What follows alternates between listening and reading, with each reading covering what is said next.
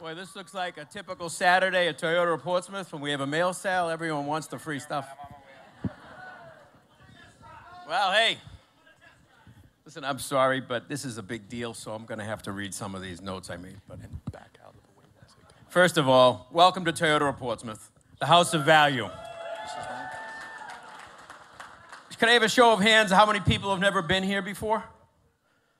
Oh, my goodness. You should be ashamed of yourselves. Where are you buying your cars? We're the #1 retail brand in the world. Wake up. We're making America great again, one car at a time, right here. And everyone has 2 cars in their driveway, except till recently. In these Obama years, there's 3 or 4 cars in the driveway, and that just means the kids aren't moving out. So we're going to have simple housekeeping. Behave or be gone. And, you know, everyone show respect for Mr. Trump. Here we are, waiting to hear from Donald Trump, the guy who everyone said wouldn't make it through the summer. Well, Mr. Trump is still standing, still dominating, and still tweeting.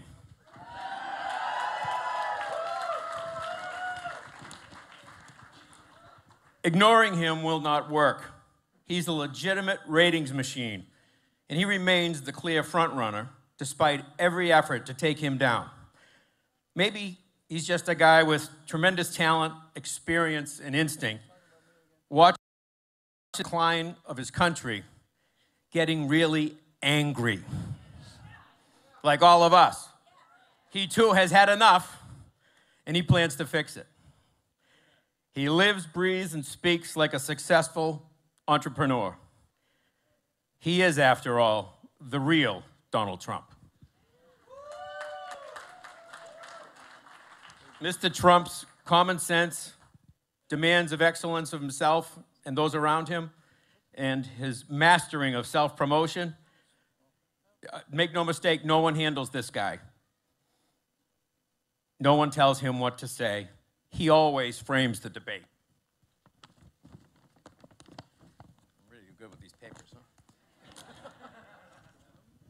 So not since the great Ronald Reagan has someone spoken to all of us so powerfully into the heart and mind of the whole nation.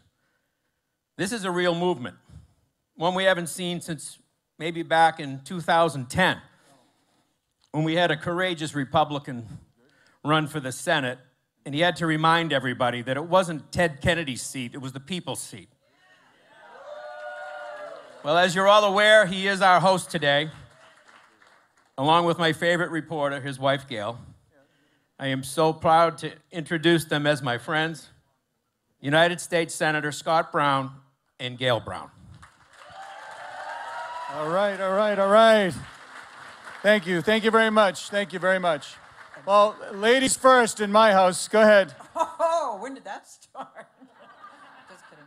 Thank you very much. This, many, many months ago, this was something that I thought would be a good idea, to get the candidates to come through, to be able to meet you face to face. You'd have a chance to ask your questions. And so today we have a very, very exciting candidate, of course, and we also have a very, very important game. So, go Pats. I hope you're enjoying. Yeah.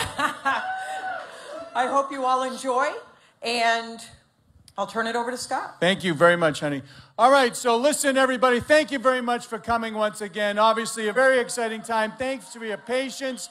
Thanks for participating in the democratic process and learning and growing and understanding the issues. So today, we have somebody who I've known for some time. He's a supporter of mine. He's a dear friend. He is a business leader, a philanthropist, a real estate mogul. He's somebody who understands the issues and is talking about things that people talk about in their living rooms, in their dining rooms. They're talking about the border. They're talking about illegal immigration. They're talking about the debt and deficit, taxes, spending, all the things that you and I are talking about. He's somebody, obviously, who's caught America's attention.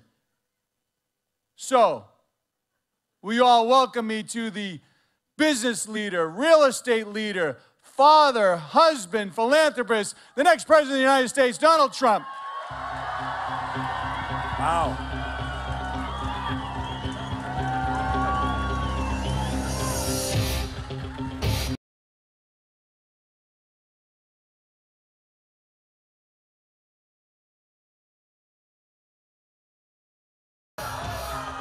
That's a lot of beautiful people. Now, the only thing I told Scott, you have to do me one favor. I'll do it. But if we have the biggest crowd you've ever had, even though we're in the middle of the worst snowstorm, we don't have snow like this in New York. But this is one beautiful, I may not be out of here. You know, I'm supposed to be lifting off. I don't think the plane's going to be lifting off very soon. But I said, the one thing you have to do for me, you have to announce that it's the biggest crowd you've ever had. So is it? He said, absolutely, by far. Absolutely is, Donald. And I think they'll actually shovel your plane out for you to help you get off. So you may have to come. So now we know it's the biggest crowd. So I'm happy about that, okay? It's the biggest. And look at all the people up there. Wow, that's amazing. This is a great facility and a great owner. Thank you, and thank you very much. Really nice. So first thing I have to do, because he's a friend of mine, he's an amazing guy, an amazing champion, and a really nice person. Tom Brady. Come on, Tom. You got to win, Tom. yeah. Okay, you got to win. He's a great champ. He's a fantastic guy. And I could tell you so many stories about him. But as good as he is as a player, he's that way as a person, too. And he's a little bit injured. But him being injured, he's still better than anybody. And you have the best coach, and you have the best owner, and you get really a special group. So hopefully, good luck today. I was thinking about, just to see if you're really Trump fans, I was going to keep you here beyond 4 o'clock. So we'll all, right? I was going to keep you like a little, now we'll be out of here very quick. In fact, we're going to make this very quick, because if I don't make it quick, I'm definitely not going to be able to lift off. All right, Scott? So this journey began in June, and nobody had any idea it was going to be like this. I've been now on the cover of Time magazine so many times over the last few months. It's been incredible. And the last one, last week's Time cover, I loved the story. I just thought the story was so well written and so professionally written, without any barbs. You know, normally, and Scott knows this very well, even when we get the right stories, these people in the back, they have to take a shot. It's always like, you know, you'll have 2 good paragraphs and then a kill, and then 3 good ones and a kill. And in the end, the story's lousy because the kills, you know, they're bigger than the good ones. But this Time magazine story, it really describes what's happened with the campaign. It's been an amazing thing. And the Wall Street Journal today has it's an incredible article about the debate, and myself and the debate. And a lot of people have the articles, and a lot of people have put out really nice things as to what happened in the debate, and we're very happy with the end result. And, you know, I've been having somebody been following me along and being very nice no matter what I said. He was very, very nice. And I kept saying, you know, I'm a professional. Like this man's a professional, like this man's a professional. I'm a professional. I kept saying, when's Ted Cruz going to say something bad? Come on, Ted. You've been saying, come on, Ted, say. But he kept saying, good, good, good. And I'm just waiting, and I'm saying, good. Because a lot of people do not like Ted, to put it mildly. And I kept saying, what, am I the only person that thinks he's a nice guy? So as it turned out, you know, he finally went off the wagon a little bit and went a little crazy. And it's very, I mean, he's being a great hypocrite. When you think that, you know, he talks about he's going to be Robin Hood, he's protecting, then it finds out that on his personal disclosure form, he didn't disclose that he's borrowing a lot of money from Goldman Sachs. And he said, well, he forgot. And then, so that he forgot about Goldman Sachs. But then today they have another story where he forgot another bank, Citibank, and he forgot. Now, how do you control Citibank, and how do you control, and right fairly, about Citibank, about Goldman Sachs, about these big, powerful banks? You're a senator, and yet you owe them money with a personal guarantee. I don't think it works that way. So he obviously didn't want the voters to know that he is totally controlled, lock, stock, and barrel, by Citibank and by Goldman Sachs. And I think that's very hypocritical, I'll be honest with you. I think it's very, very hypocritical. And then he spoke badly about the people of New York, really, because, you know, cities are cities, but they're basically people. They're brick and mortar and they're people. And he spoke very disparagingly about the people of New York. And I've been with the people of New York for a long time, but when the World Trade Center came down, I watched these incredible people rebuild from the day it came down, literally. They were there when other buildings in the surrounding area they thought were going to fall, and you had people working, trying to help the most horrific sights you've ever seen, trying to help, do whatever they could. And I was there when we actually thought the U.S. Steel building was coming down. And I'll never forget that I was standing next to these two massive, wonderful firemen. And we heard a screech, like a screech, steel on steel. And it was a couple of days after the buildings, and I was down there we had a crew of people that, to help. I mean, they needed a lot of help. I've never seen anything like I saw. And they heard a screech, and everybody thought that the U.S. Steel building was coming down. And it was not so far from us. And these two guys, they were massive guys, two really big, because I'm a big guy. And they grabbed me. I must tell you, honestly, I never knew I could run that fast. But they were running just as fast, and they had my arms, and we were just running. And these are incredible people. And when you think, firemen coming in from Long Island and other parts of New York, you're talking about insulting 20, 25 million people if you talk about the area. Where they drove in, they heard about it, and firemen driving in that had nothing to do with it from Long Island and other parts. And by the way, driving in and coming in from Iowa and from all over the country. We had fire departments from Iowa coming in. It was so incredible to see and to witness. And people coming in from all over. But firemen coming in during the blaze, they knew that building was in serious trouble. And they got there, they come through the tunnels and up, and they stop and they run. They run into the buildings, and they're running up the stairs, and they knew it could collapse. Everybody knew it could collapse. And the buildings are coming down, first building, second building, and you have people running up the stairs as that's happening. And Ted Cruz criticizes New York and the people of New York is a disgrace. I think it's a total disgrace. A total disgrace. So I just, I have to say, so I thought what he said was very, very, very sad. And even during the debate, he said, well, the poll numbers, I mean, I've been going up since, Scott will tell you, essentially since I went out. Don't forget, they kept using the word plateau. First week I was at 6, and all of the pundits said, well, he's plateaued. He's got a 6. Next week I hit 12, then I hit 14, then I hit 18, or whatever the numbers may have been. And the next week I hit like 17, and then 20. And every week it was, well, he plateaued. Then I got up to around 24, 25, and they said, yeah, this isn't good. And then last week, a couple of polls had me at 42%. 42. It's pretty good, right?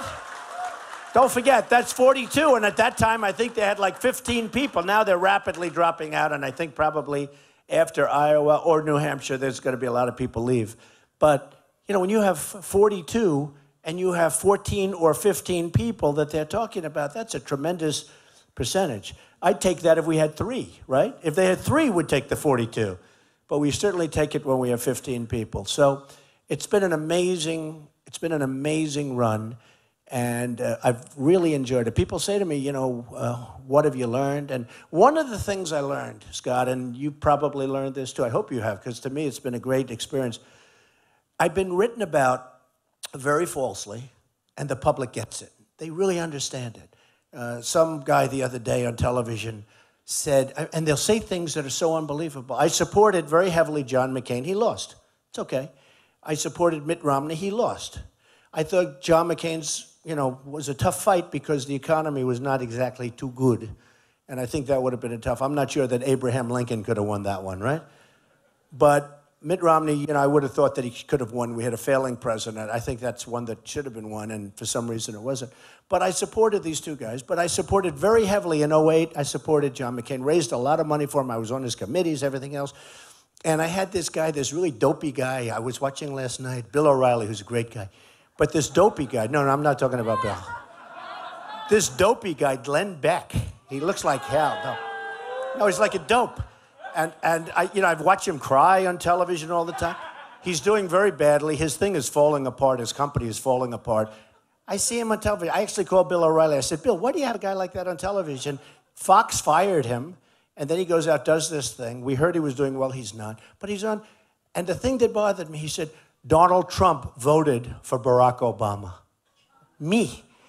And here's the problem. The good thing about having a large microphone is that we can at least explain to people that these people lie. They lie so much. The reason he doesn't like me is because I didn't do a show. He asked me so many times, do my show. And I didn't do it because I don't respect him. I did it because, I'm so busy. I couldn't do a show. This was quite a while ago. I couldn't do a show. And just time-wise. And then all of a sudden enough time goes by. And I understand that. So he started hitting me, and that was the end of that. But the guy goes on television last night with a rally, says that I voted for Barack Obama, and I'm on John McCain's committee, raised a tremendous amount of money for John McCain, had dinner with John McCain and his wife right before the election, and I got to listen to this idiot named Glenn Beck saying I was for Obama. And I say, it's sort of interesting. Most people wouldn't bring it up. Most people don't even see it. But it's sort of a good thing to bring up if you can. If you can have the experience of talking to people, because some people see something like that and they believe it. There's nobody to refute them. Do you agree with that? You get it. I absolutely I like to bring it up because, he can say other things and you don't bother. You don't want to waste time. All you do is make him a little bit bigger. But he's a failed guy. But, I like to bring it up because I like to let people know it's so dishonest out there with the media. It's so dishonest. So we like to do that. The thing that I've learned more than anything else is how smart the public is, how caring the public is. And, when I fill up stadiums, I fill up places, it's incredible. Like today, look at all these people in the snowstorm. It's an amazing thing. They're doing it because, my theme is Make America Great Again. And that's it. It's very simple. It's Make America Great Again. And it's very simple, but very factual. That's what we're going to do. We're going to make it great. And I actually say, because after, I didn't say it at the beginning, but I go to Dallas. We have got 21,000 people. Mobile, Alabama had 35,000 people. We had in Oklahoma 20,000 people. When I go to New Hampshire, I have the biggest crowds by far. In Lowell, we filled out that arena. We had to send away 7,000 people, which still, I'm going to go back and we're going to take care of those 7,000 people. I felt badly. But, that big arena, which people don't even use because you can't fill it up, we not only filled it up, we had to send away 7,000 people. But whether it's New Hampshire or Iowa, South Carolina, we're doing so well. And the reason is because people really want hope. There's no hope with these people that we have running for office, except for him, of course. But the reason he's not in is because maybe they gave up on hope. And here's a good man, by the way. I hope you're going to do it again. Are you going to do it again? I hope. We got to look something. We got to get him back. We're losing our good ones. We're keeping the bad ones. We're losing our good ones. But the right thing's going to happen, and we'll be behind him 100%. We have to, because he, Vice President. Hey, that sounds like a good. Hey. Very good. Hey, you know what? And he's central casting. Look at that guy, central casting. He's great. A great guy and a great, beautiful, great wife and family. So important. So what I have seen is the level of enthusiasm and the brilliance of the people as a unit. The people are so smart. They really, really get it. And frankly, if they didn't get it, they wouldn't be showing up in these massive numbers. Because I think you'd agree, Scott, this is like a movement. I got a call from one of the top writers, and he's a liberal writer, but that's all right. We can get those calls every once in a while. We don't want to take too many of them. But he said to me, and this was 3 months ago, the summer had, sort of ended, and we were doing really well, and they called it the summer of Trump. And he said, could I ask you a question? How does it feel? I said, how does what feel? He said, how does it feel? You've dominated everything. The whole conversation's about what you are and about what you're saying, more importantly. How does it feel? I said, does it feel anything? To me, unless I win, what difference does it make? He said, no. It matters because you've changed politics as we know it. I said, no, you're wrong. If I don't win, it doesn't matter. And when I say I don't win, I mean the top. Because otherwise, all of these things, whether it's the strength of the border, whether it's any of the other things, the deals, the horrible deals that we made, the trade deals that we have, putting the right people in place. China is making 500. We have a trade deficit this year with China, $500 billion. Not going to happen if I'm running things. It's not going to happen. So essentially, I said, and I respect it, he said, because the summer of Trump, then he said, and it's the autumn of Trump, because I spoke to him recently. I said, still doesn't matter. It only matters if we win. Because I can, look at all these beautiful headlines, and today the editorial of the Wall Street Journal was really nice today, and they talked about the debate and the different things, and they were very nice. But it all doesn't matter unless we win, because unless we win, we can't put the right things into gear. And I deal with the politicians, and they're all talk, they're no action. When I say build a wall, they don't even know what the hell I'm talking about. They don't know where to build.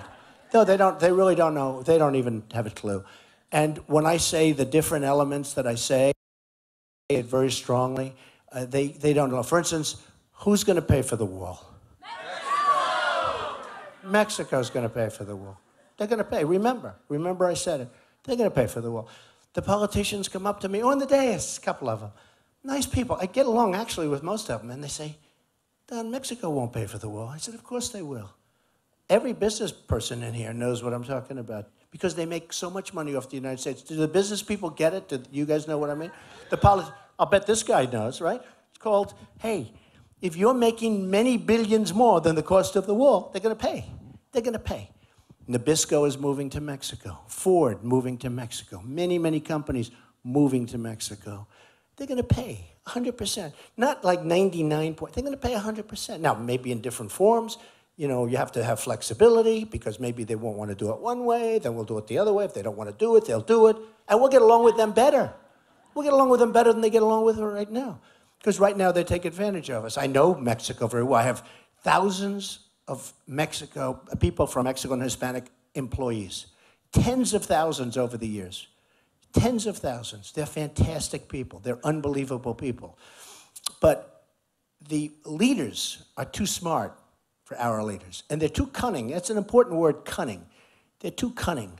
And what's happening at the border is a disgrace. It's a disgrace.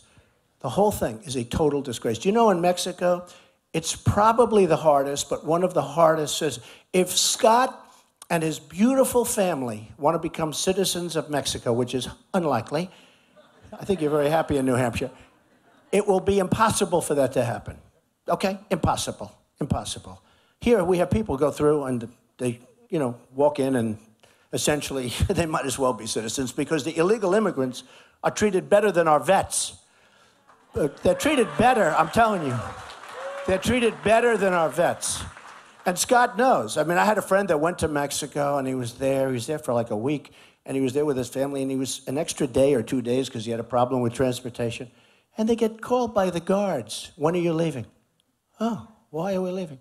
Well, you had a pass today. By the way, they're right. It's not the wrong thing. With us, it's when are you leaving? How about in 25 years I'm going to leave, okay? I'll leave when I want. We have our Border Patrol people who actually called me. They want to meet me, and I met with them in Laredo, Texas. These are incredible people. They want to do the job. They're saying, stand back. They're told, stand back. Don't do stand back. These are people that can do the job, and they're told to stand back. So we are going to have an amazing country again. We have a great country, but we're going to make it so much better. We're going to make it so much sharper. We're not going to be the stupid people anymore. We're not going to have leaders that are incompetent. They don't know what they have done.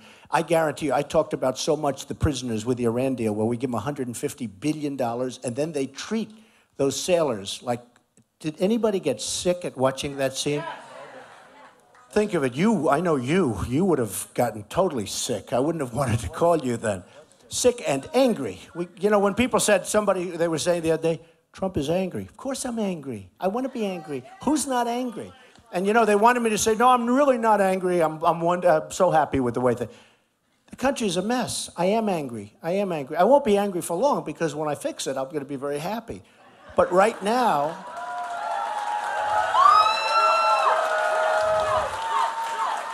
yeah, thank you. But right now I am angry. But think of the scene. You have these 10 sailors. I don't know what happened. They went, I guess it sounded like they took a little shortcut through a big body of water. Okay, big deal. And they get locked in, and they're dropped to their knees in a begging position, hands up, guns to their heads. And this is supposed to be our ally. And trust me, folks, in this one of the stupidest deals ever made, which, by the way, won't do a thing in terms of nuclear other than maybe proliferate, okay? You're going to have more because other people now are talking about getting it because this deal is so bad. We've made a terror nation a very rich nation. More importantly, we've given them Iraq. We've handed it to them. They've been trying to get Iraq forever. As far back as you can go in time, they've wanted Iraq. And Iraq has, by the way, people don't know, the second largest oil reserves in the world.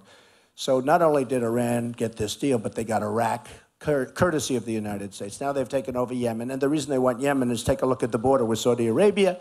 It is a long, beautiful border right along Saudi Arabia because they want to go get that oil too. I mean, what Iran has done is incredible, but $150 billion.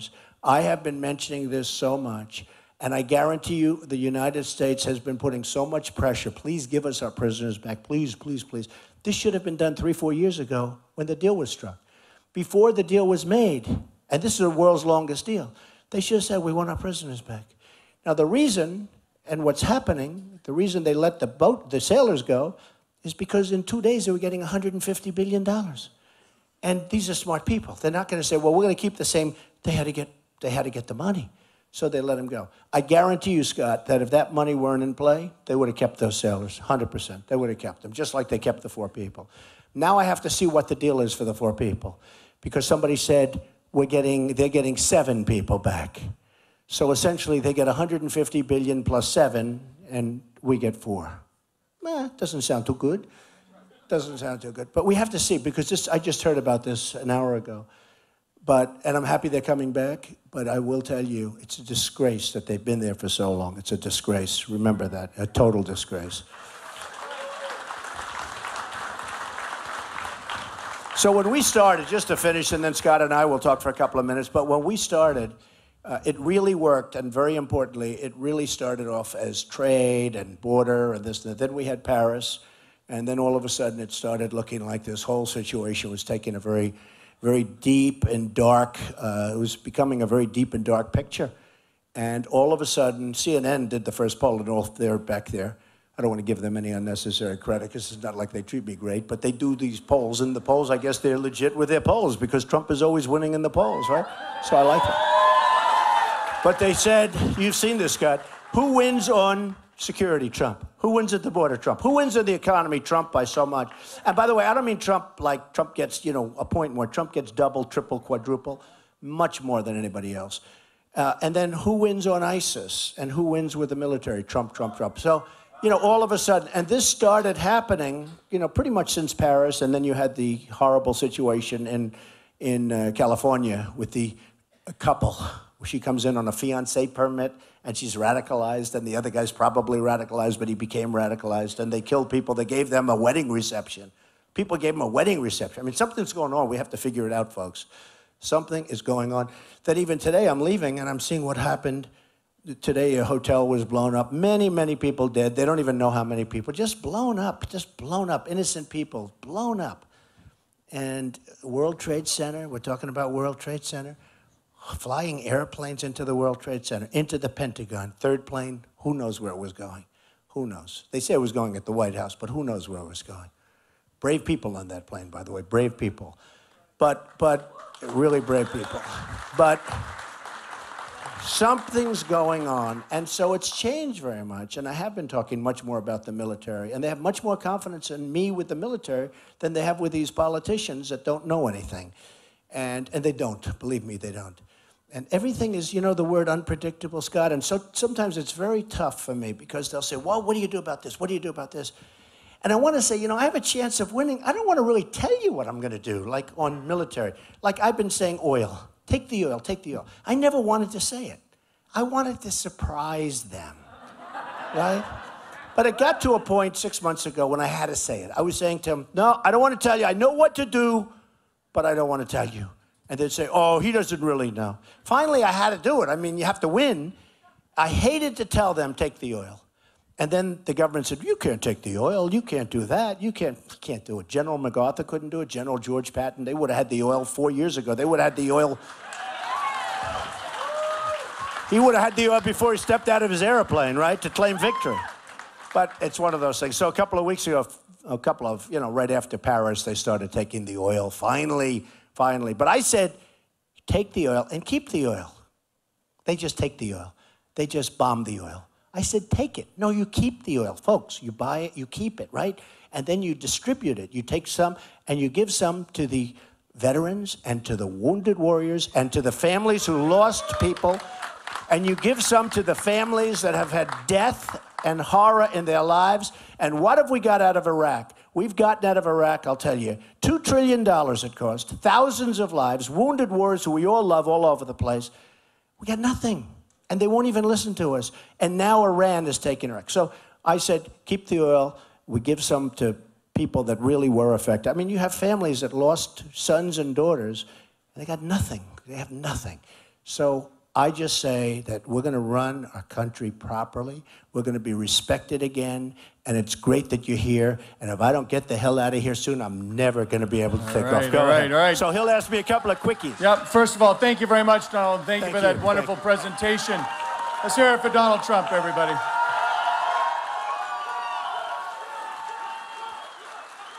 So, Donald, you already talked about, I think, at great length right now about the border and your position on that issue. I'm somebody who served 35 years in the military. I was the rank of colonel, last 4 in the Pentagon, and I've had many people come up to me who are probably going to raise their hands, but I'll ask the questions for our veterans. You're right. The VA is screwed up. You have people that are hurting. They're dying while waiting in line, and they poo-poo it. They pass a bill after people are dying, and they still have not done anything. The question from the crowd is, what will you do to have the backs of our veterans? All right, well, first of all, great question. The VA is one of the most corrupt enterprises in all of Washington and the country. It's so poorly run. It's so poorly run. And with that being said, by the way, I've met some people that are really great doctors, and some of the people are even saying some of the doctors are fantastic, but the administration is largely corrupt, and it's a disgrace. What's going on with the VA is a disgrace. So, do I hear something? I hear somebody scratching. No, I hear somebody scratching. I'm saying, who the hell's back there? But the VA is absolutely disgraceful, and we are going to run it professionally and great. And one of the things we're going to do, Scott, you know, one of the biggest problem, people are waiting 6-7 days in a reception room trying to get a pill or a minor procedure, and many people are dying while they're waiting. And we're going to work a system, and I put out a policy which I think most of you have seen, certainly the veterans have all seen it, and it's been really praised. When you have 6-day waits and 5-day waits and the doctors can't see you, et cetera, you're going to go to the local hospital, you're going to go to a local doctor, we're going to pay that bill, and you're going to get taken care of properly and quickly. So that's the way it is. And you know, in the end, it's cheaper. In the end, it's going to be a lot cheaper. So we're going to do that, among other things, but the vets will be taken care of well. Thank you very much for that question. Another question that's come up as I've been walking around, and by the way, this front monitor's picking up something. You turn it down. A lot of folks are deeply concerned about the $19 trillion in rising national debt, our deficits, the fact that we have the highest corporate tax rate in the industrialized world, rules and regulations, including Obamacare and others that are just crushing businesses like this and others, people that are here.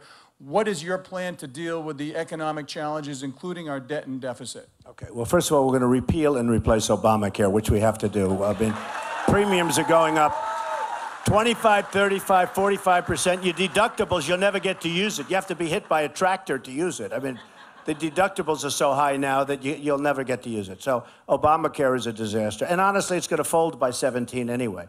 It's, you know, it's folding because all the people that they didn't think were going in are going in, and the people they did think, meaning the people that pay, they're not going in.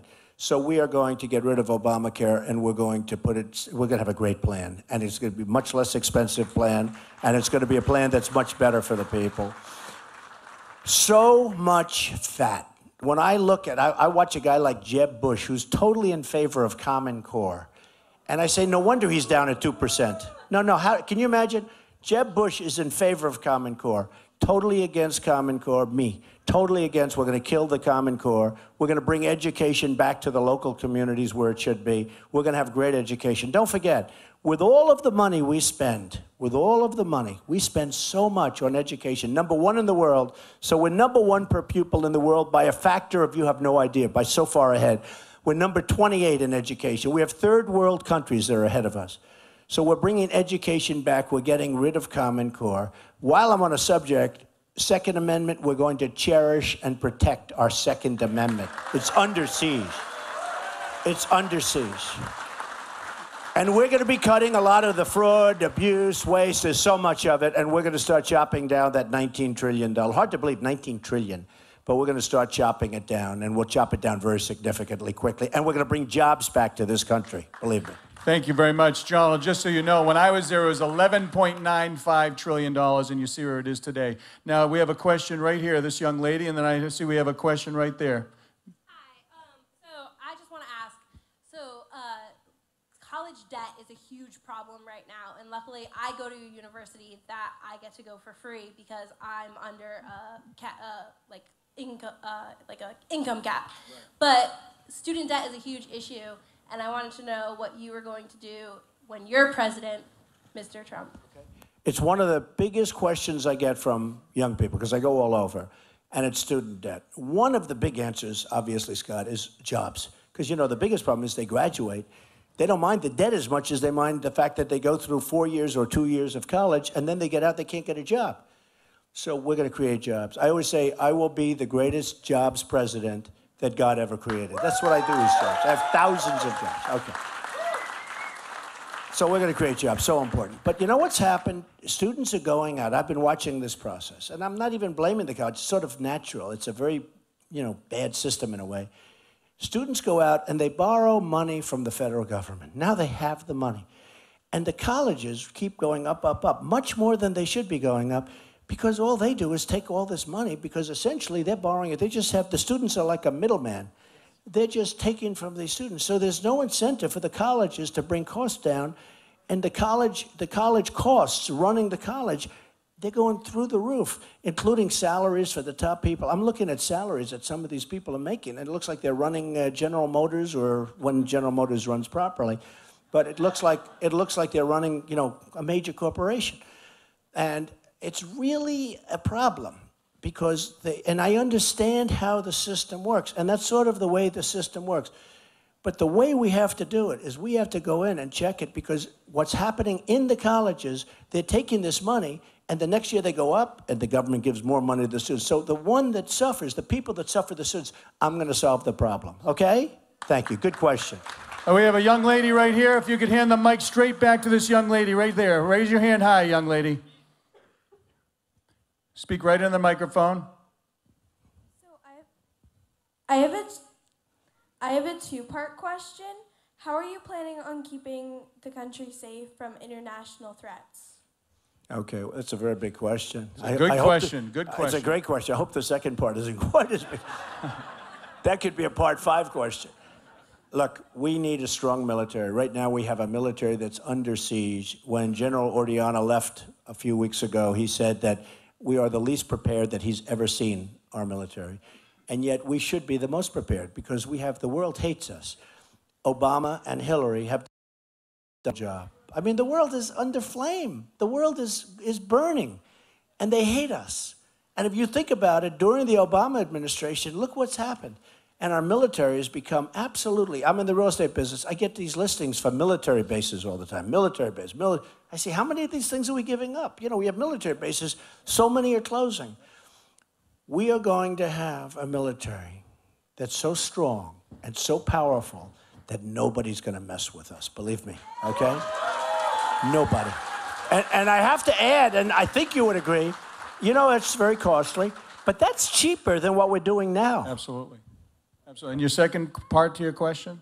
Can I take a selfie with you? Well, we'll see you after when you can come right down here. Come on, Scott. Don't be a party pooper, Scott. Come on up. Lift her up, Kevin. Lift her over the railing. Wow, okay. Lift her over the railing. Come on, Kevin. I have a bad back. I don't know if Kevin can do it. I don't think Kevin's strong enough. Be careful. Help her out, Come on, ladies. fellas, help her. The owner is going to help her. He's a strong guy. He lifts cars all the time. Come on. That's it, darling. Come on. Good. Come on up Scott, here. He's a party pooper. No, I'm not a party Come on. pooper. Obviously, he's not running for office. If he was running, he would have said, come on up. See? I have instructions. All right. Good job. Great. Thank you very much. I have the gentleman with the glasses right there, the green shirt. You're going to have to speak up. There's no mic. Oh, there's a microphone right there. Thank you. Donald, I think the border is paramount. Without getting the border under control and immigration, none of this, the rest of this is irrelevant. We've got to get this border under control, the immigration. Are you going to make a commitment to seal that border, close the immigration down for a couple of years till we figure out what to do next? I'm the one. You're talking to the converted. You're talking to the converted. I mean, forget it. We're going to have a border. You know, if you don't have it, I just was interviewed by George Stephanopoulos. If you don't have a border, you don't have a country. You don't have a country. We don't really have a country. We have a border that's like a piece of Swiss cheese. We are going to have borders that are so strong. The wall will be built. It'll be a real wall. That'll be a wall. This will be a serious wall. But we're going to have a border. We're going to have borders all over. And we're going to stop the whole thing with the visas where people fly in, you know, because the border is 50% of it. But we also have people coming in through so many different ways. We're going to have a real strong country again. And we're going to want people to come in, and we're going to want people to go through the process. We want people to come in. They have to come in legally, okay? Thank you very much. There's a gentleman in the green shirt right there with his hand up. One of the main principles of your campaign is to annihilate ISIS. I'm sorry, hey, who cares? Guys, who cares? What's your question? One of the main principles of your campaign is to annihilate ISIS. After you do so, besides taking the oil, what will you do to bring stability to the region and prevent some of the mistakes made in Iraq? Okay, well, I have to be honest with you. This has been going on for a long time. Stability to the region. We've been doing this for 15 years. We've become a debtor nation doing it. Our roads are falling down. Our highways, our bridges, I mean, our bridges are in such bad shape, they're like 50% of them are considered unsafe. We have to rebuild the United States. We have to rebuild the United States. Now, we got to get rid of ISIS. You know, I was very proud to say, and you know, everyone says, oh, Trump is this tough guy, he'll be fast. I'm slower on the trigger, but I'm a tough guy. I'm the strongest guy militarily that you can ever have, okay? I always say, I'm a militaristic person, and we're gonna have such a strong military. But you know what? It's time, folks, for us. We're going to get rid of ISIS. We're going to get rid of them surgically and fast, because you can't allow them to cut Christians' heads off and everyone else's heads off. That's from medieval times. You know, Scott, I used to read about that. Yep. And I said, you know, this is no different. We're living in medieval times. We're living in times that are just as bad as they ever were in the history of the world. They're cutting people's heads off. I used to read that when I was in history class, the viciousness, right? Medieval times, boom. We're doing the same thing right now, probably more viciously. We are living probably the most vicious time. We have people that are disgusting, disgusting animals. And we're going to stop that. But you know what? We've got to get back to our country. We've got to bring our people back. And we've got to let people know that if they mess around with us, they're going to be gone. We're going to wipe them off the face of the earth. All right, okay? we have one more question right there, Donald, and this will be the last question. Then, Donald, you're going to go down and you're going to go. But before we ask that question, Donald, what is the website that people can go to either volunteer or help out or spread the message? DonaldJTrump.com. All right, there you go. Donald J. And in New Hampshire, by the way, the polls are coming out. We're leading by like 20 points. We're doing great. But you know what? Please do me a favor. Go out and vote. Because if we don't vote, we're all wasting our time, folks. It's never going to happen. We have a question right here, ma'am. Thank you so much. Soon to be President Donald Trump. Thank you. What are you going to do about, I have tried to reach out to you a couple times. I am disabled in many ways. I am an NFL player. In less than 4 years, 9 concussions. I've not recovered from one to the next to the next. And as for my physical things, I'm not supposed to be standing here. I wasn't supposed to trudge through the snow. I was not supposed to do anything. I've been fighting for SSI, or disability, for 3 years. In 2008, I was in real estate as well, my love, which I can't do anymore because my brain does not function and filter anymore. So what's your question, ma'am? I lost everything in 2011. 4 nights ago, there's a place a mile down the road. I now live in a homeless shelter. How do I get disability and have this process move forward quicker? Well, I know you have a very tough situation, and I think the best, so that we don't keep everybody, I'm going to have somebody see you afterwards and let me see your situation. I mean, the truth is everybody's situation is different, but we'll see your situation, Great. Okay? Thank you. And you're right down, are you right down at Crossroads, ma'am? You at a Crossroads? Okay. Thank you. Local state rep. You can see Representative Baldessaro as well, and we'll tie that in together. Where's Al? Is Al here? Yeah, he's right there. Where's Al? I don't see you. You're behind the column. That's first time I've ever seen you in the second row, Al. Well, we put him in the we put him behind the column for a reason, yeah, Donald. Good reason. Okay? Good reason. No, he's a good guy, working hard. Take one more, or are we done? Take another one. Take one more. Take one more right here, ma'am, in the purple, right there. Hi, Mr. Trump. Hi. My question is, I manage property and I have a lot of friends that are small businesses, contractors, landscapers. They have a hard time when they employ U.S. citizens, pay taxes. They have a hard time competing against businesses that I see a lot of them that employ illegals. They don't pay taxes, they pay them under the table. Do you have a plan to address that? Well, we have to stop the illegals. We have to put our people to work. But there are visa programs where we can bring people in if you can't get people for jobs, because we don't want to stop our economy. So we have, as part of it, visa programs where you can put people to work because we don't want to affect the economy. That's one thing I don't want to do. Our economy is very weak. We have the slowest recovery in history. It's not even a recovery. And if you look, again, you hear these phony jobs numbers. People that were looking for jobs, that gave up, Scott, they gave up looking, they're considered employed. So you have 100 million people that would like to work and they can't work. So we will be able to take care of that situation beautifully. But we do want our people working, you understand. Okay, thank you. All right, everybody, let's hear it for Donald Trump. Let's hear it for Donald Trump. Thank you, everybody. And what's the name of the website again, sir? It's DonaldJTrump.com. You got to make sure you get out and vote and make a difference. We're going to come right down, and let's go Patriots. Let's go.